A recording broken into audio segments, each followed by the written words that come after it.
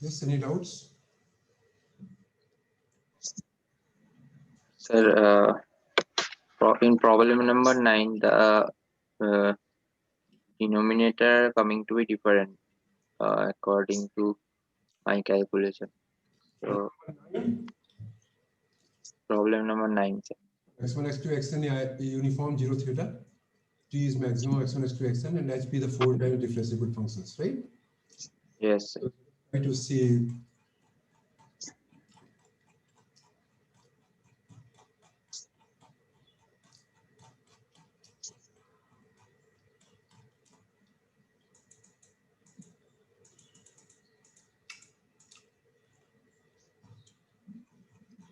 Nine I have done later on. Yeah.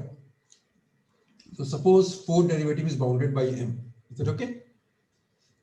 Then I apply the Taylor series expansion of t around point theta using function h. So ht is same as s theta plus t minus theta s prime theta plus t minus theta whole square by factorial 2 s double prime theta plus t minus 3 whole cube by factorial 3 h double prime theta plus t minus 3 whole 4 by factorial 4 h4 xi n, where xi n is some quantity between t and theta. So of course, since xi n is between t and theta, it is random because t is random. Is that okay? So I try to see what is expected value of ht is h theta plus h prime theta expected value of t minus theta plus h prime theta h double prime theta by 2 expected value of t minus theta whole square plus h triple prime theta by 6 expected value of t minus theta whole cube plus expected value of t minus theta whole 4 into h4 xi n. This is also random variable. That is why it is inside the expectation divided by 24. So I need to find out what is expected value of t minus theta to power r. So for any positive integer r, Sir, yeah. sir, can you share your screen? Oh, sorry. This is a mistake I make all the time. Okay, I'll do that. Yeah.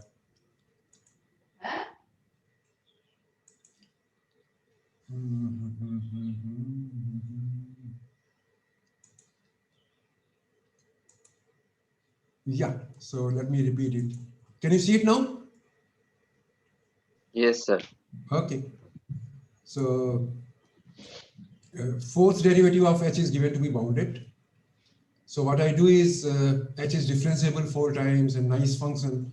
So I use the Taylor series expansion of h with respect to t around point theta.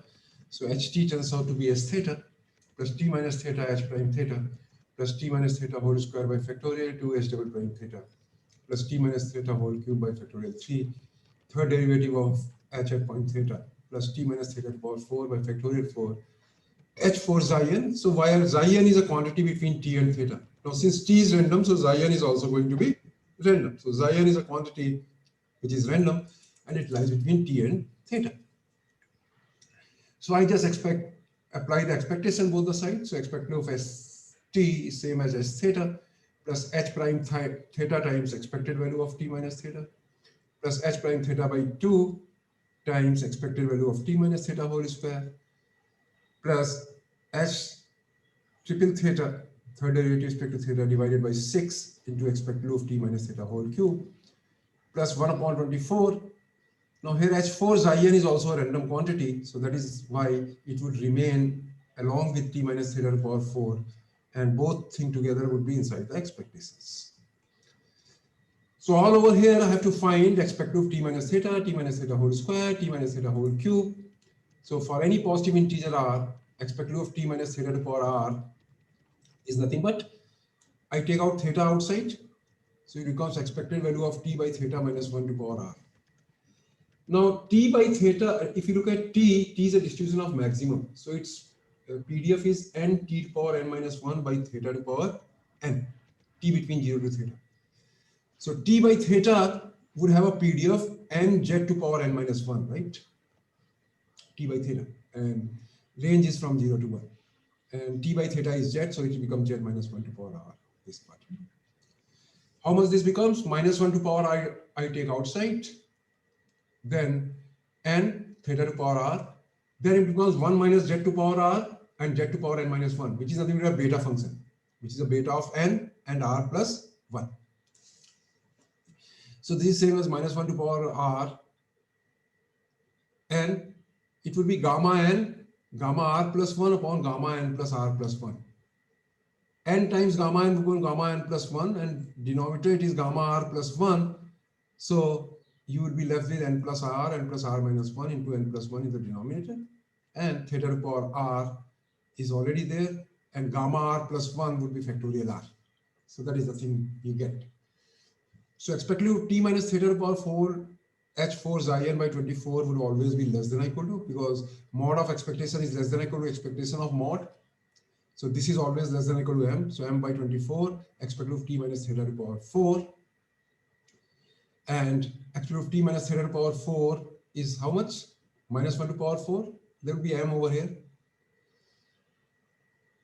Factorial 4 gets cancelled with this. Theta to power 4. Then n plus 4, n plus 3, n plus 2, n plus 1, which is nothing but order of 1 upon n to power 4. Alright? Is that okay? Yes, sir. So expected value of ht is nothing but h theta plus h prime theta times expected value of t minus theta. T minus theta, you can put r is equal to 1 over here, which is nothing but theta upon n plus 1. Theta times n plus 1 plus theta square, r is equal to 2. Factorial 2 gets cancelled with this factorial 2. And you get this, and you get this, right? So this is what so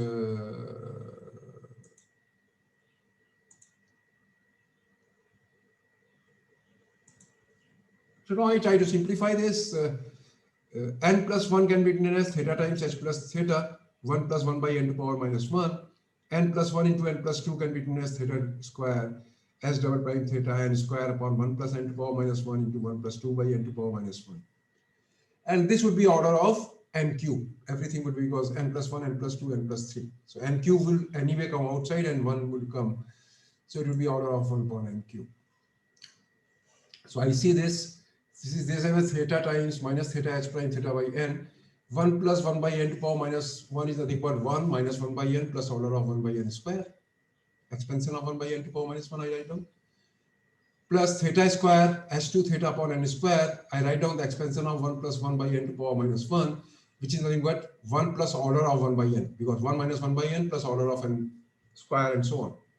Similarly, 1 plus 2 by n to power minus 1 would be 1 minus 2 by n plus order of 1 by n square. So it is 1 minus 2 by order of 1 by n plus order of n by q.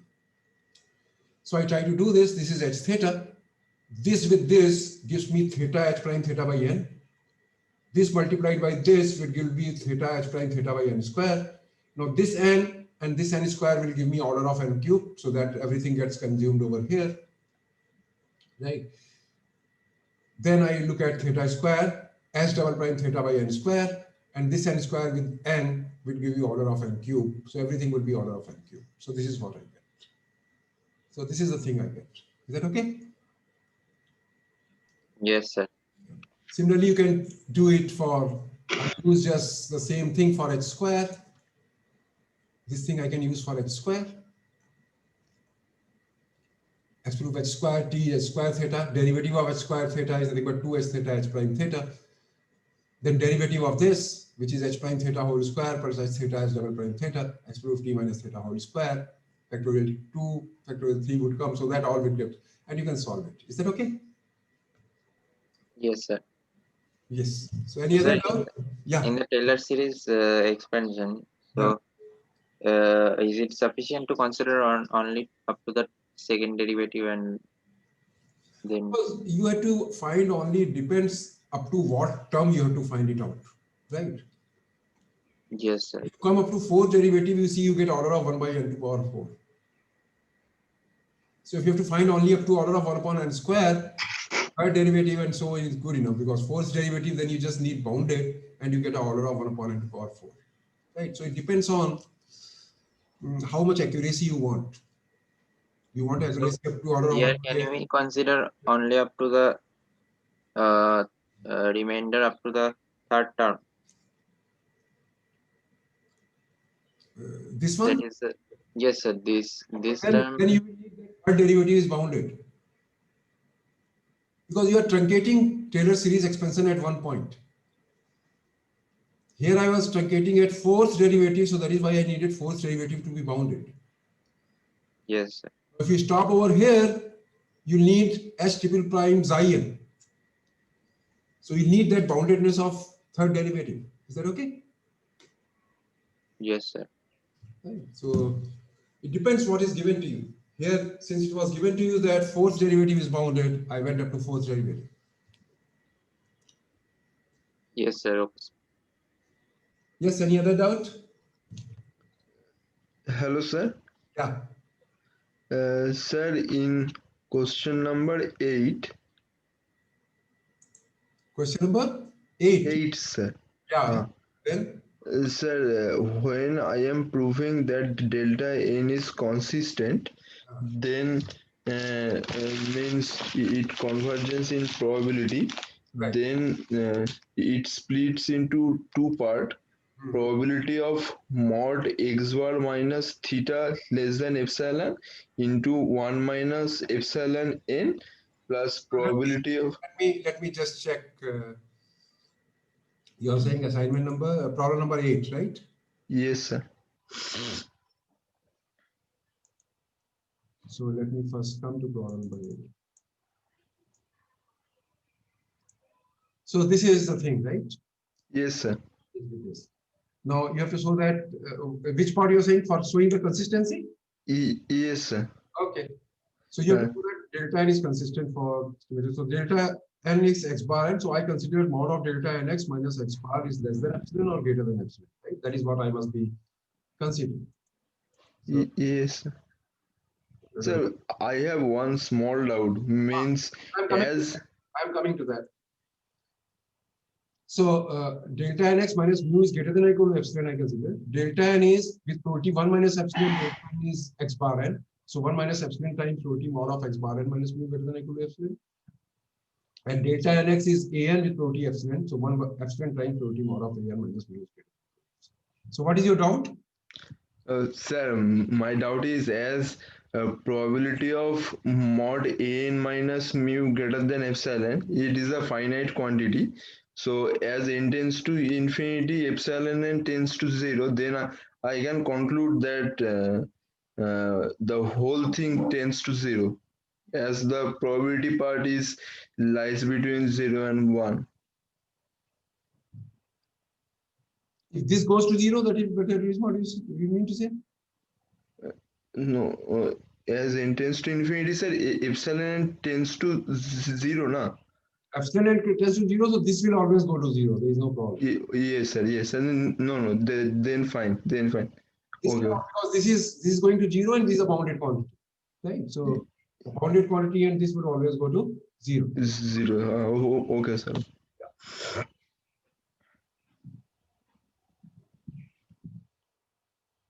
Any other doubt? Sir, in problem number 7, I have one small doubt. Let me see problem number 7. You can see the screen, right? Yes, sir. Yeah. So what is the So doubt? for the B part, when we calculate the variance of x bar, Right. there a term is coming that double summation j not equal to I r to the power j minus I. So when proving boundedness of this quantity, I have to consider that double summation j not equal to I r to the power j minus I is equal to 2 double summation j greater than I r to the power j minus I. Right. So can we consider this thing? Means, yeah, can I assume this thing? Which one? This That is double summation j not equal to I r to the power j minus I is equal to 2 double summation j greater than I r to the power j minus I. So what I'm saying is, if you put 2 times summation I not equal to j covariance of xi xj, right? Let us not put a bound for the time being. 2 times Yes, sir. I not equal to j covariance of xi xj. But covariance of xi xj is same as covariance of xj xi. Yes, sir. Each of these terms would be coming twice. Yes. Covariance x1 x2 would be coming twice. Yes, sir. So what I do is I fix the order. I say that I is less than j. So that means covariance x1, x2 already I consider. That would be coming twice. So that is why when I make I less than j, it would be everything 2 times covariance xi, xj. Yes, sir. Then it's fine. Is that okay? Yes, sir. Actually, it should be here j not equal to I. Something of otherwise there will be this should be for j greater than I. Right? Yes, sir. For j greater than I. Yes, any other doubt?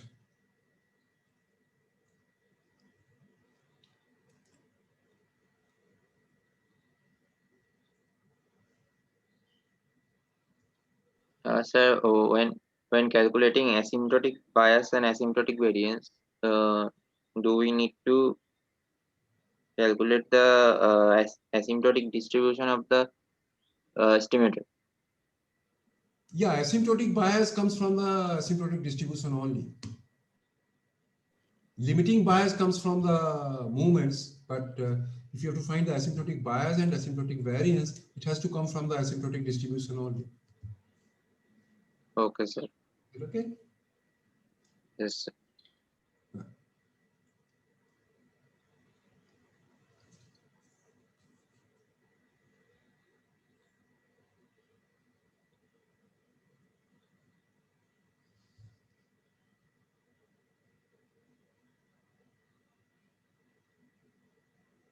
There are only 8 students today.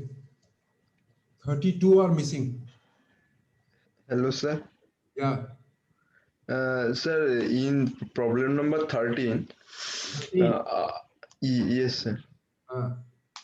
Sir, I calculate the EMV part for 2, 3, and 4, but when I am calculating the variance for 3, then the calculation is very difficult. Means I think I have some mistake in that problem. So let me see. The first part you are saying the variance of the UMV of HR mu? Yes, sir. So you have to only find up to orders, right? For orders, we already have an expression that if your force derivative is bounded, there is no problem. Now Yes, here, sir. each of these is a polynomial. Even H3 is mu cube. So if its take force derivative is 0, which is always bounded. So you can use that approximation. Expected value of x bar cube is equal to mu cube plus h prime mu. That expression you can use, right? Yes, sir. Right. And that is what exactly we'll do over here. If you look at problem number 13.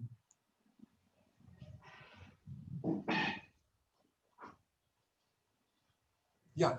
So first case I consider mu is known and sigma, mu is unknown and sigma is known. H2 mu is mu square, H3 mu is mu cube, H4 is mu 4. Expected value of x bar is mu. Expected value of x bar is sigma square by n plus mu square. So x bar is UMV for mu. Is that okay? Yes. Yes, sir. And so x bar square minus sigma square by n is UMV for mu square. Yes, sir. Expected value of x bar cube I've tried to find out, which is nothing but x bar minus mu whole plus mu whole cube. I expand it, it becomes expected value of x bar minus mu whole cube, which is 0, plus 3 times expected value of x bar minus mu whole square into mu, which is 3 mu sigma square by n, plus 3 times x bar minus mu into mu, expected value of x bar minus mu is 0, plus mu cube. So this is what expected value of x bar mu cube comes.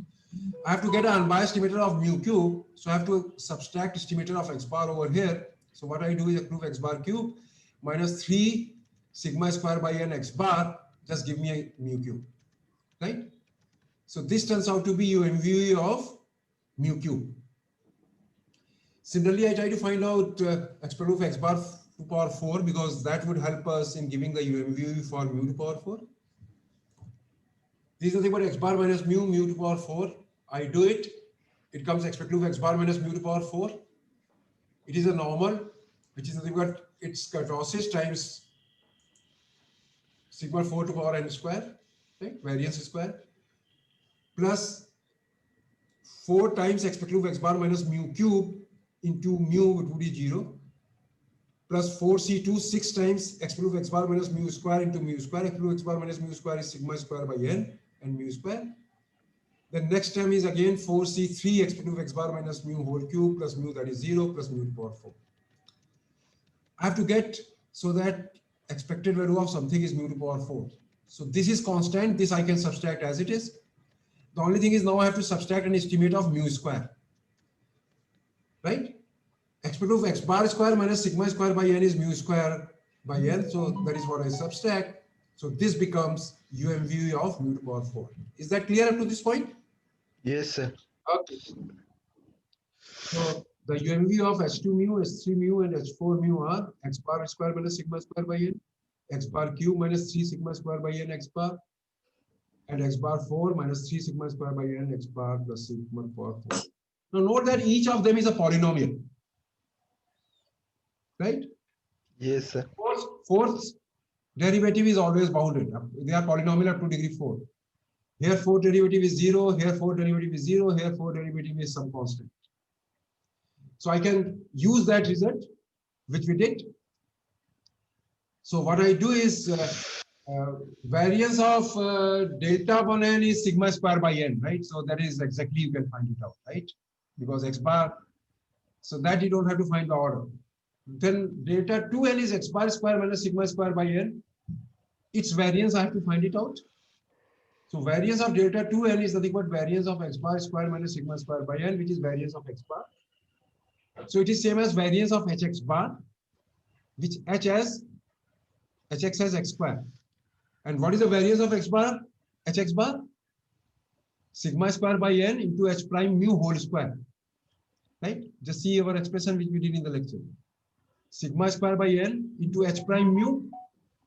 H prime mu is how much? Hx is x square. So h prime mu is 2 mu. So 2 mu whole square, because variance of x bar is x prime of x bar is plus order of 1. So this turns out to be this quantity. Is that okay? Yes, sir. Now I consider variance of delta 3n, which is nothing but variance of x bar cube minus 3 sigma square by n x bar. This is again a polynomial whose fourth derivative is bounded. So it is variance of hx bar, which h has x cube minus 3 sigma square by n into x. Is that okay? So it would be nothing but sigma square by n into h prime mu, which is nothing but 3 mu square minus 3 sigma square by n whole square plus order of n square, which turns out to be this quantity. Similarly, variance of delta 4n, x bar 4 minus sigma square by n x bar square plus 3 sigma power 4 by n. Again, you can do by the same logic. Is that okay? Yes, sir. Yes. Is that okay now? Yes, sir. This is a easy problem. Yeah, it's an easy problem. So in fact, if you want, you can use other way also. You can find the covariance, but there is no need to do it. This is okay. Is that okay?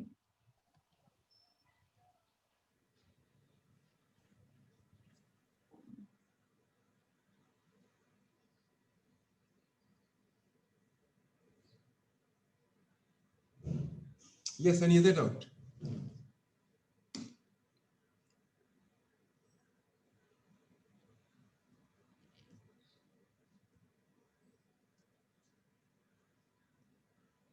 The only thing, one thing you need to note over here is when we derived that expression, we had written down variance of hx bar. Now this h may also depend on n. There is no condition, there is no restriction that h cannot depend on n. So for example, here h is depending on n. This n is coming over here, sigma square by n. Is that okay? Yes, sir. So that formula still holds with h.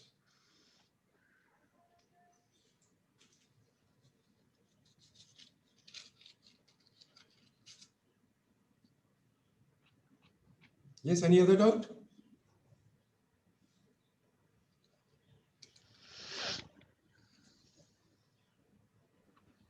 Sir, for problem number 10, do we need to require to calculate the UMVE first, or? Problem number 10. Yes, sir.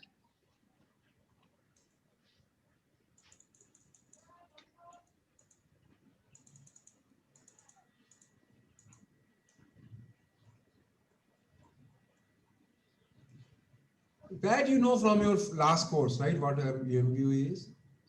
No, sir. I am saying that is it required to calculate the UMBA, or we can do this by calculating the Cramér lower bound only? No, UMVUE you have to find out. Right? How do you find that Cramér or lower bound?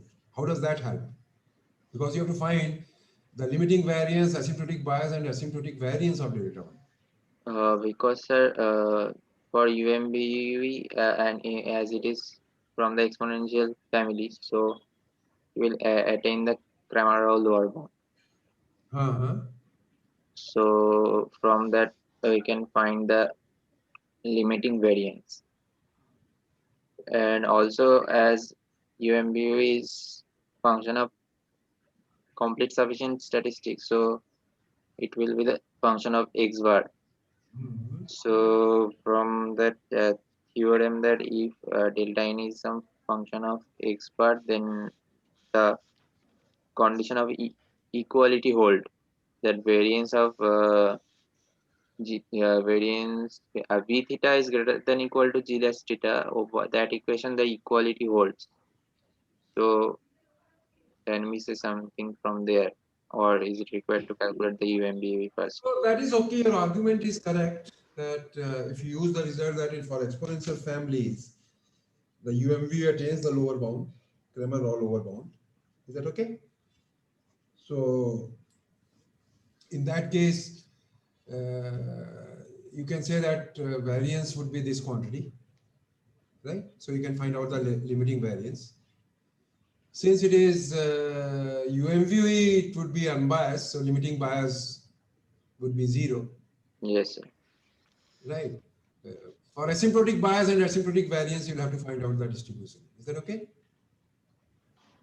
Yes, sir.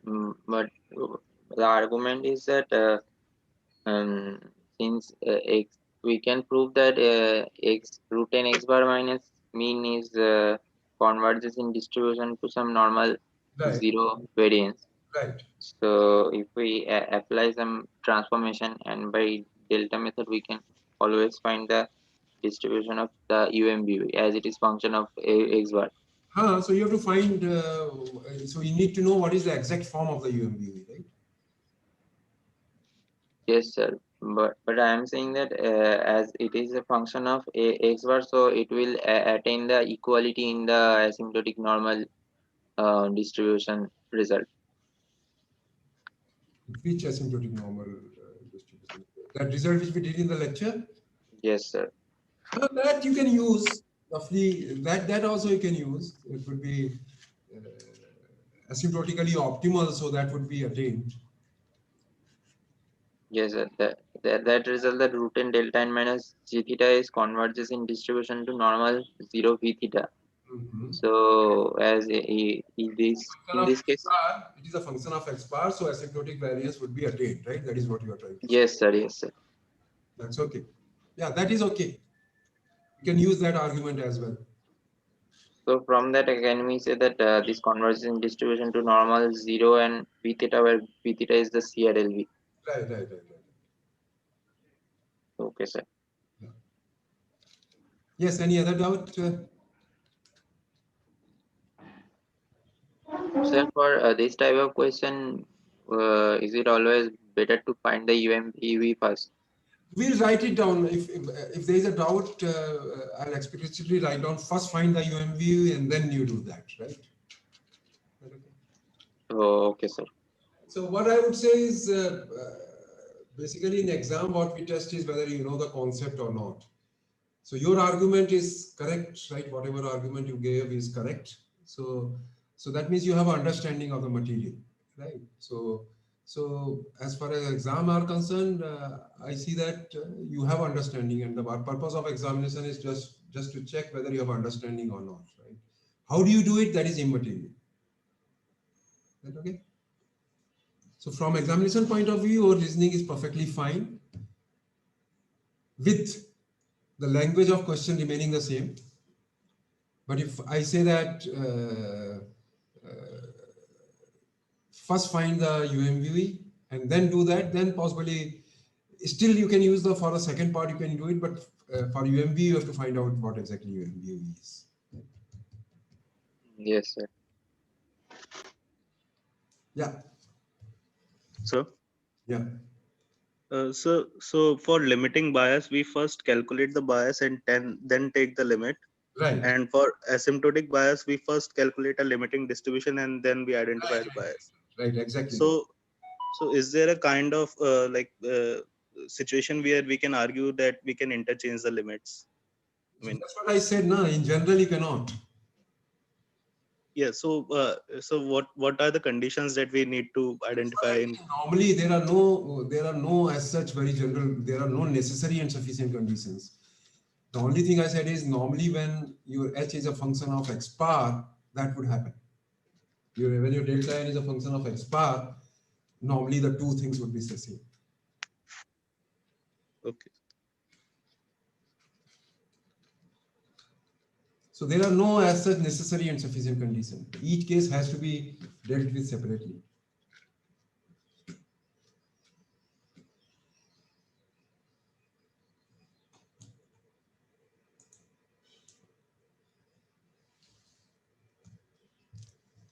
Yes, any other doubts?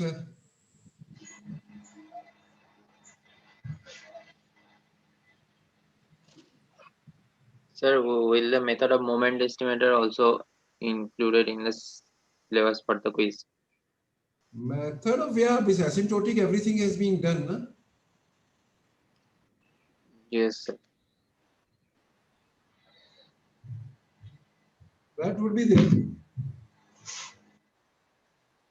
Is whatever I have covered up to, let us say, today, right? Whatever Okay, was covered in the lectures till this week, week 9, that would be there. Is that okay? Okay, sir. Yes.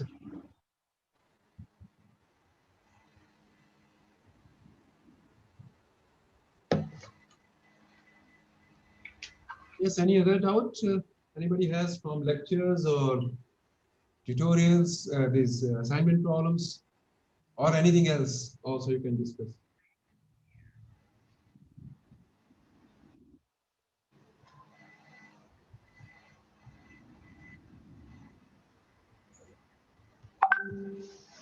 What has happened to your other classmates? Hmm?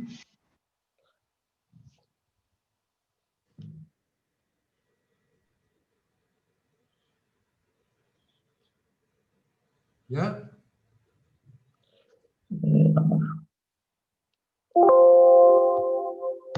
So there was a late night placement exam, so I guess Why are you studying this MSc 2-year program? You only do placement, right? Anything you say, you have excuse placement.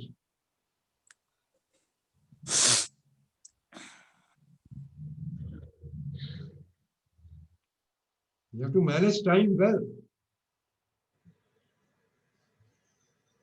Now, what will happen if you get a placement, but then you mess up your course? Then you will keep running after the instructors to offer it in the summer. And then nobody would offer in the summer.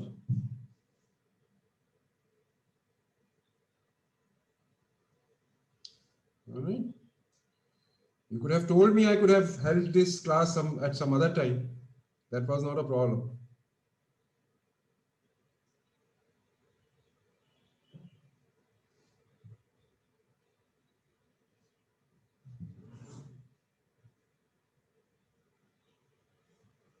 You see, I also do my morning walk very religiously. But today, because there was a lecture at 8, I had to do some preparation. I skipped it, right?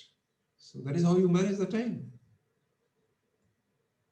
You cannot do one thing at the cost of the other. So there were some genuine issues. You could have requested me to shift this discussion hour or tutorial to some other slot. And that would have been perfectly fine. Okay, any other doubt?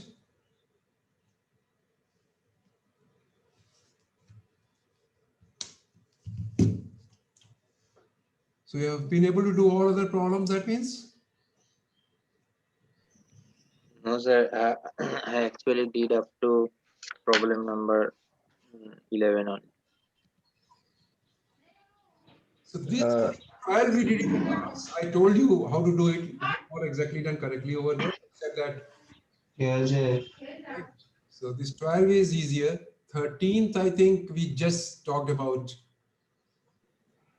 Now this is Poisson distribution. You have to find the UMV of probability x equal to 1 is equal to 0, which is e to power minus theta, right? Now you know what is the probability. You can use the Rao Black-Bridge. UMV would be nothing but probability x1 equal to 0 given x bar, right? And you can find it out. You can find out its, so let me just browse through this problem. Problem number 14.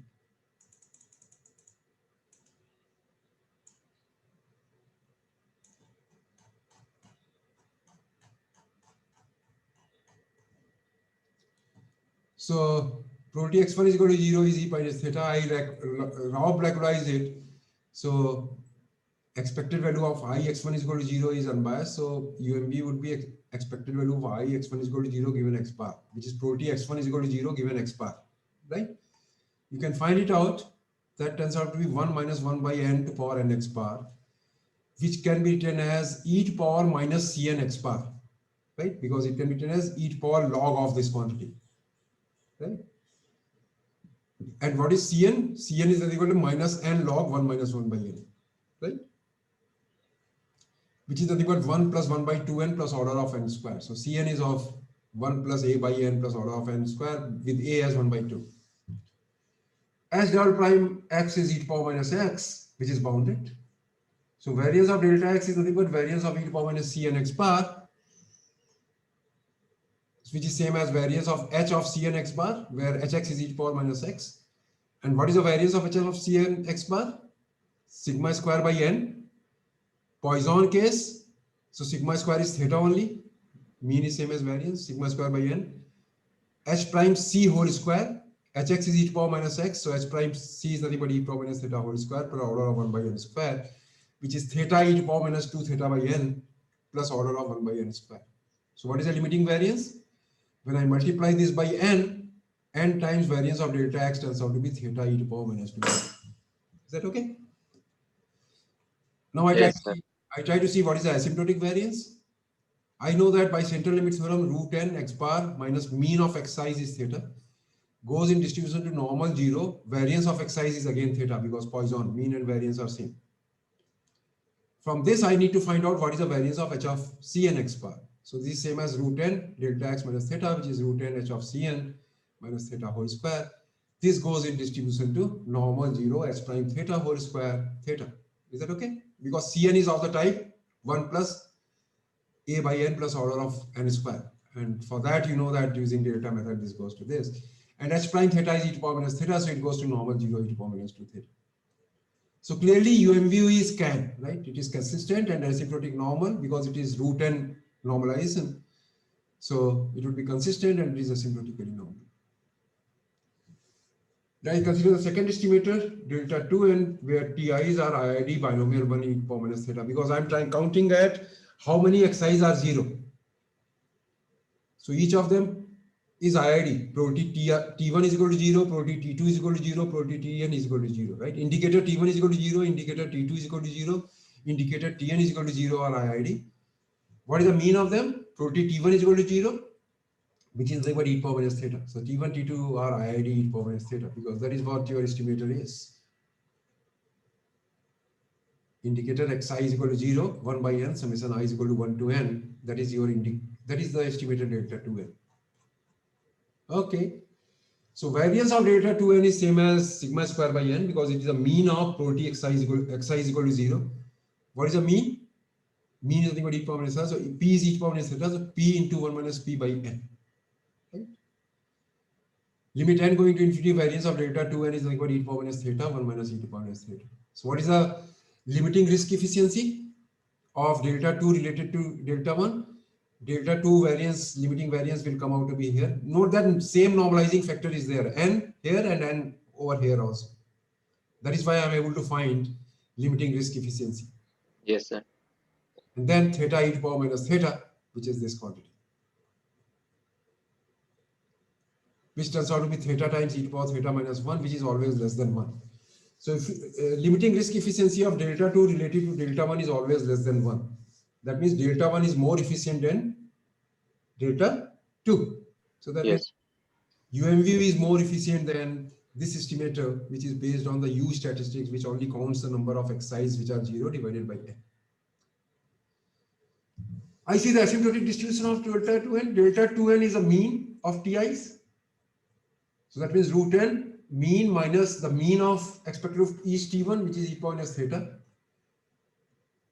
goes in distribution to normal 0, sigma square. V variance of each xi is p into 1 minus p. So e to power minus theta into 1 minus e to power. So what is asymptotic relative efficiency of delta 2 related to delta 1? Denominator, this quantity come, e to power minus theta into 1 minus e to power minus theta. This anyway asymptotic distribution we have seen is theta e to power minus 2 theta in the asymptotic distribution. So your limiting risk efficiency is same as asymptotic relative efficiency, which is theta upon e to power theta minus 1, right? Which is again less than. Right? Now similarly was the problem number 5, where you have to find UMVE, it is x and minus x. X is summation xi. You can convert this into x bar into 1 minus x bar. So delta x turns out to be h of Cn x bar, where h of x is nothing but x into 1 minus x. Is that okay? Sir, then when is LRE and ARE will equal?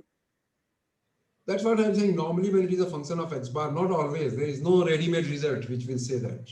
There is no necessary and sufficient condition. Normally when HR functions of x bar, you can say so. Is that okay? Yes, yes.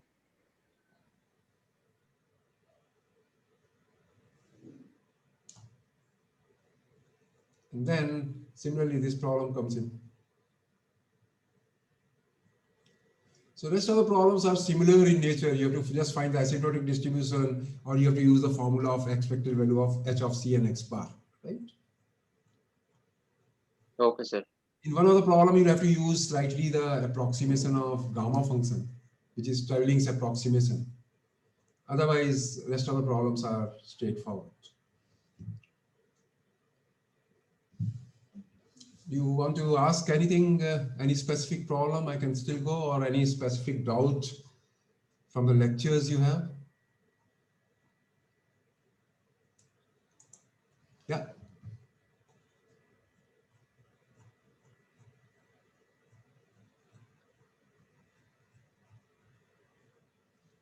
Yes, anybody?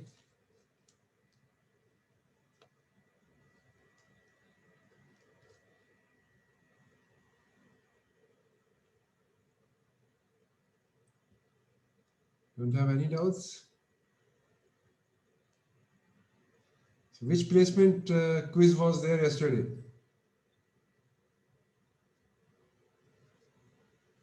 So which company's placement was there yesterday? Indus Inside. Which one? Indus Inside. Okay, what kind of a company is this?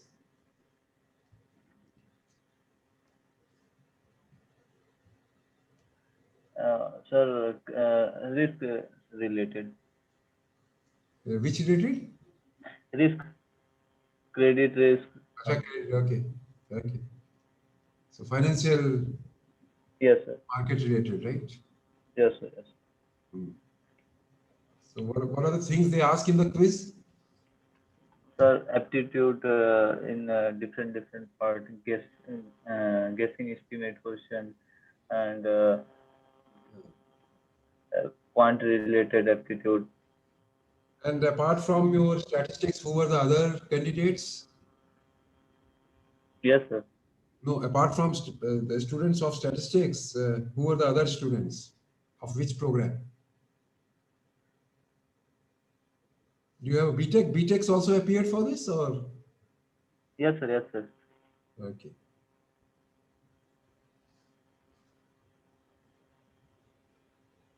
How is the placement in ISI? Is it better than Kanpur or? So if you compare the placement of MSc Statistics IIT Kanpur and AMSTAT ISI, is there any comparison? Which one is better? Who gets the better offers? And yeah.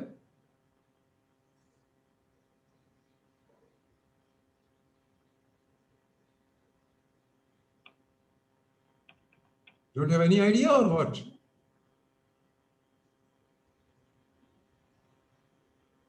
Do they compare ISI? Also, you are in mute, so unmute yourself. I'm in mute. N- I'm in. No, no, sir. No, sir. I'm out there. So, sir, the median of the ISI placements is generally higher than us. The median. And top?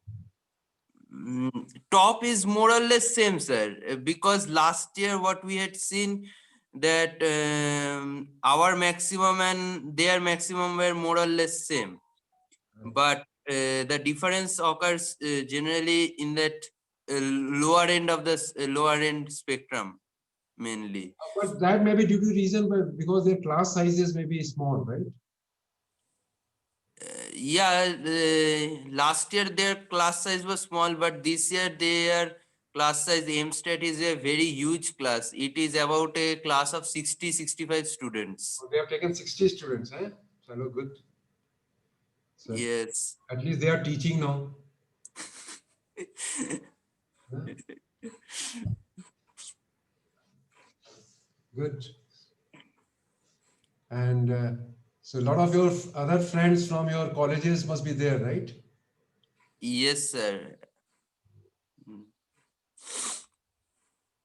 So how's the placement going there? The people have already started getting they may be slightly better off because they only compete between their group, right? You have to compete with BTechs and other IITs and so on. Yes, sir. Means in their section, the only competition is between that AIMSTAT and the MSQR, that other program that they have. These two are the main that are demanding placements mainly, and the rest are mostly interested in the research. So Okay. somewhat the competition decreases there. Okay.